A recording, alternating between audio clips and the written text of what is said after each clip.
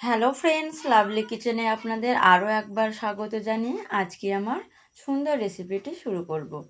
আজকে আমরা করব খুব কম সময়ের মধ্যে এবং খুব ভালো খেতে মিষ্টি রেসিপি।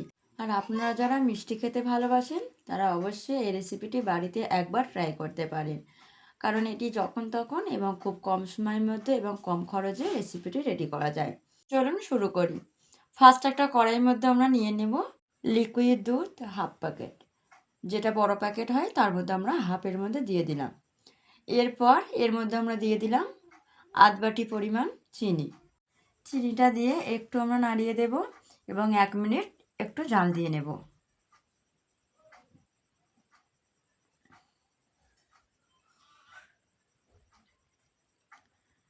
এরপর এর মধ্যে আমরা দিয়ে দিলাম 1 চামচ কর্নফ্লাওয়ার। দিয়ে আমরা এটা ততক্ষণ জাল দেব যতক্ষণ না এটা একটা ডো তৈরি হচ্ছে, যেটা আমরা বলি যেমন গরম জলে ময়দা দিলে খামিরির মতো হয়, এটা ঠিক তেমন জেলির মতো জেলি জেলি হবে, মানে পুরো এটা গায়ে গায়ে মাখো মাখো হয়ে জেলি হয়ে যাবে। তো দেখতেই পাচ্ছেন, ওই যে আপনাদের বলছিলাম যে এটা একটু জেলি জেলি হবে। তো এটা পুরো এইভাবে এখনও একটু জাল দিয়ে নিতে হবে, কারণ এখনও এর গায়ে হালকা হালকা রস আছে।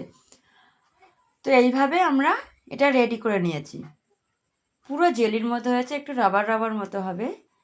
তো আপনারা কিন্তু অবশ্যই এটা ফলো করবেন, কারণ এটা পাতলা হলে হবে না, এইভাবে এটা পুরো পারফেক্ট রেডি করতে হবে। তো রেডি করে নিয়েছি, এবার এটা আমরা একটা প্লেটের মধ্যে নিয়ে নেব, একটু ঠান্ডা করতে দেব। একটু ঠান্ডা হয়ে গেলে হাত দিয়ে একটু এটা মরচে নেব বা মেখে নেব, কারণ এটা ময়দা নয়, তো যে মরচে নিতে হবে, একটু হাত দিয়ে চিপকে নিতে হবে, তাহলে এটা একটু সেপে আসবে। তারপর মিষ্টির আকারের মতো, যেমন মিষ্টি হয় তেমনভাবে আমরা এটা কেটে গোল গোল করে নেব।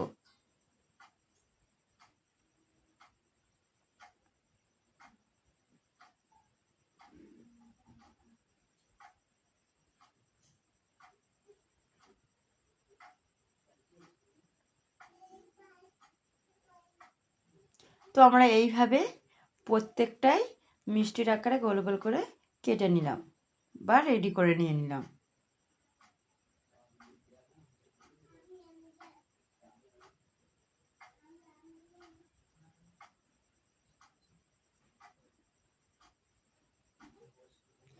এরপর এর উপরে আমরা দিয়ে দেব গুঁড়ো দুধ।